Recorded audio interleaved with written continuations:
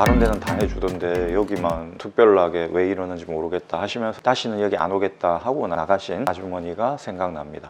여러분 안녕하십니까, 아이구루입니다. 진짜 부자들이 겸손한 이유에 대해서 말씀드려 보도록 하겠습니다. 안경원에 있다 보면 다양한 분들이 오시죠. 가난하신 분들도 오시고 부자이신 분들도 오십니다. 대체로 진짜 부자이신 분들이 겸손하다는 걸 알 수 있습니다. 의외다라는 느낌을 가지게 됩니다. 그 이유에 대해서 많은 생각을 해봤는데요. 예를 들어서 지난 영상에서 말씀드렸던 의료비 공제 그런 것과 관련해서도 5만 원, 10만 원 정도 하신 분들이 50만 원짜리를 끊어달라고 얘기하는 경우가 있어요. 당연히 거짓이 가미되는 거기 때문에 안 됩니다 라고 말을 해야 되지만, 혹시나 고객 카드에 기록하는 와중에 누락이 될 수도 있고 사람이라는 게 실수가 있을 수 있기 때문에 10만 원 하셨다면 15만 원 한다든지, 5만 원을 했다면 뭐 7만 원, 8만 원 정도 약간 상향해서, 그런데 그런 케이스였는데 50만 원짜리를 끊어달라 이러는 거예요. 그거는 어렵습니다. 이랬더니 다른 데는 다 해주던데 여기만 특별하게 왜 이러는지 모르겠다 하시면서 다시는 여기 안 오겠다 하고 나가신 아주머니가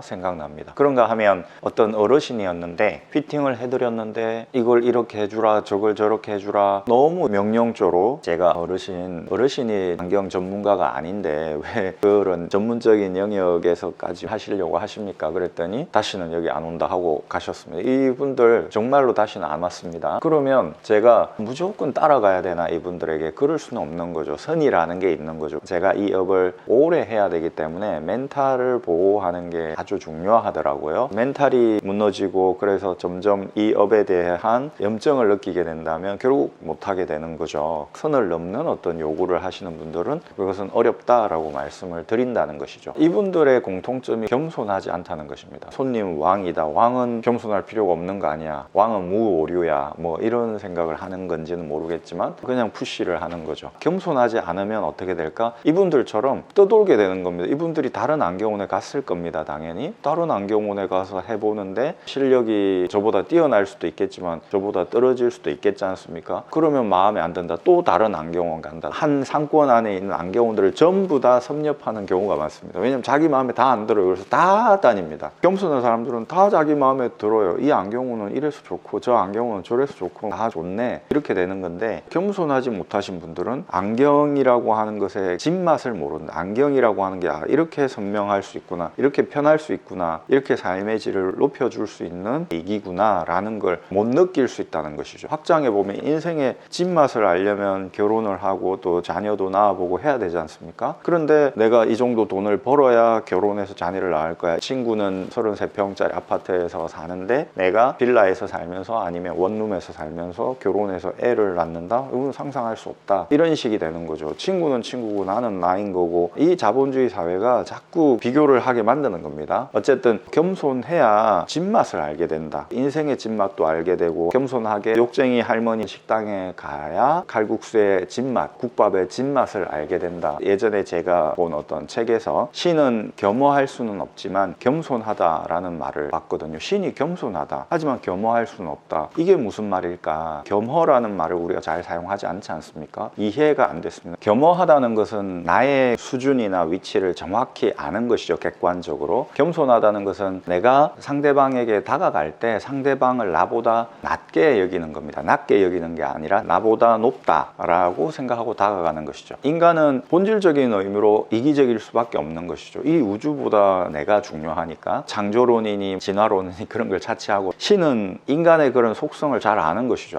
인간은 본질적으로 이기적이다, 자기가 우주보다 더 높다고 생각을 한다. 인간에게 다가갈 때 인간을 이 우주보다 소중한 존재, 정말 신적인 존재로 높여서 상대를 하는 것입니다. 그래야 인간들의 마음이 움직인다는 걸 알기 때문이죠. 하지만 신의 위치가 있죠. 예를 들어서 선이 넘는 어떤 요구를 하는 고객이 있을 때 제가 이것은 좀 어렵습니다 라고 얘기하는 거, 이것은 겸허함이죠. 이 요구를 내가 받아들이면 내 멘탈이 무너질 수 있기 때문에 이건 안 된다 라는 거니까요. 하지만 그런 말을 할 때 죄송하지만 이러이러합니다 라고 말을 하지 않습니까? 그 죄송하지만 이라는 말이 바로 겸손한 말이죠. 제가 죄송할 게 없죠. 하지만 상대방이 어렵습니다라고 얘기하면 기분 나쁠 거라는 걸 알기 때문에, 왜냐하면 본질적으로 이기적이니까 자기가 우주보다 중요하다고 생각하는 사람들인데 다 안 됩니다라고 딱 얘기하면 기분 나쁘죠. 원수가 될 수 있죠. 그걸 알기 때문에 죄송하지만 이것은 좀 어렵습니다. 이해해 주십시오. 이런 식으로 말을 하는 거죠. 죄송하지만이라는 그 부분이 겸손의 부분이고 어렵습니다라고 얘기하는 게 겸허의 부분이죠. 저는 이 유튜브 영상을 찍으면서 제가 안경과 관련해서는 고수다라는 걸 어필을 하고 이야기를 합니다. 제가 블러핑을 하거나 교만해서 고수다라고 하는 게 아니라 그냥 객관적으로 겸허하면서 나온 말인 것입니다. 저는 뭐 고수입니다 이렇게. 하지만 고객에게 아니면 구독자에게 다가갈 때는 겸손하게 다가가는 것입니다. 이걸 깨닫고 보니까 자녀들을 훈육하는 문제와 관련해서도 가닥이 잡히더라고요. 저는 훈육을 해야 된다고 생각을 합니다. 전혀 훈육을 하지 않으면 버릇이 나빠진다 라는 생각을 하기 때문에. 그렇지만 또 심하게 훈육을 하게 되고 감정이 들어가게 되고 하면은 정서적으로 문제가 될 것 같은데 어떻게 해야 될까? 갈피를 못 잡았습니다. 10년 동안 최근에 겸손과 겸허를 깨달으면서 어떻게 훈육해야 되겠다는 걸 알게 된 거죠. 바로 겸손한 훈육을 해야 되는 것이죠. 잘못한 거는 따끔하게 징계를 해야 되는 것이죠. 하지만 아이들도 인격이라는 게 있고 존엄성이라는 게 있지 않습니까? 아이들도 이 우주보다 자기가 중요한 겁니다. 왜냐하면 자유의지를 행사하는 인간이기 때문에, 로봇이 아니기 때문에. 아이들에게 다가갈 때 겸손하게 다가가는, 매를 때릴 수밖에 없다. 네가 이리 잘못했기 때문에. 아빠도 매를 때리는 거 힘들고 미안한 마음이 있다. 하지만 이건 어쩔 수 없는 거다. 이게 바로 겸손한 훈육인 것입니다. 그냥 뭐 적당한 부자들이 아니라 진짜 부자들은 이 비밀을, 이 시크릿을 아는 것이죠. 그래서 직원에게 월급 이렇게 많이 주니까 내 말 무조건 들어야지 이런 식으로 다가가는 게 아니라 겸손하게 다가가는 것이죠. 아, 이거 좀 도와주라. 당신이 없으면 이 회사가 어떻게 움직이겠냐. 사업이 잘 될 수밖에 없는 것이고 큰 돈을 벌 수밖에 없는 것이죠. 고객에게 다가갈 때도 고객님이 있어야 저희가 사업을 영위하는 거 아니겠습니까? 좀 도와주십시오. 이런 식으로 다가가는 것이죠. 그래서 제가 제 고객들을 상대할 때도 실력은 고수고 그렇습니다. 하지만 고객들이 저를 찾아주셔야 제가 사업을 영위하고 그 돈으로 애들하고 먹고 사는 거 아니겠습니까? 애가 내십니다. 도와주십시오. 이런 식으로 말을 합니다. 저는 그런 말을 함에 있어서 비굴하다 이런 생각 전혀 하지 않습니다. 왜냐하면 그것은 겸손함의 표현이기 때문이죠. 여러분, 그래서 나중에 오프라인에서 혹시 만나게 된다면 저를 많이 도와주시기 바랍니다. 찐 부자들은 왜 겸손한가? 그 이유에 대해서 말씀드렸습니다. 겸손의 본질은 타인을 신으로 만드는 그런 것과 연결될 수 있기 때문이라는 비밀 말씀드렸습니다. 아이구루였습니다. 또 찾아뵙겠습니다. 구독해주신 여러분 대단히 감사합니다.